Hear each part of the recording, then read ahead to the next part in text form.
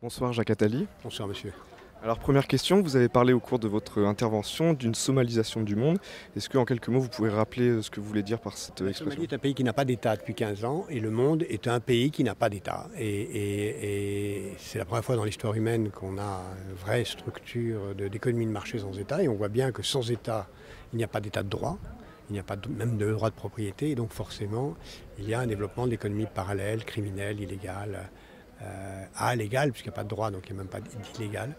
Et c'est ça qui est en train de ce qui se passait en Somalie et ce qui se passe aujourd'hui à l'échelle de la planète.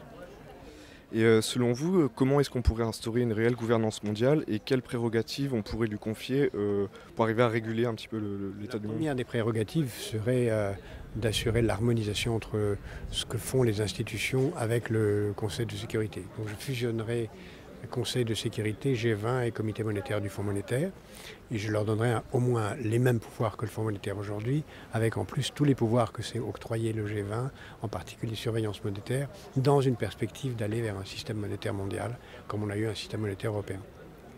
Dernière question, quel poids peuvent avoir les pays en voie de développement dans cette nouvelle Il n'y a gouvernance plus de mondiale? pays en voie de développement, il y a des pays émergents, il y a des pays émergés, il y a des pays en voie de, de couler.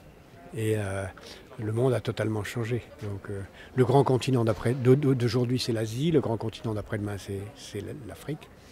Il reste à l'Europe à trouver sa place. Jacques Attali, merci.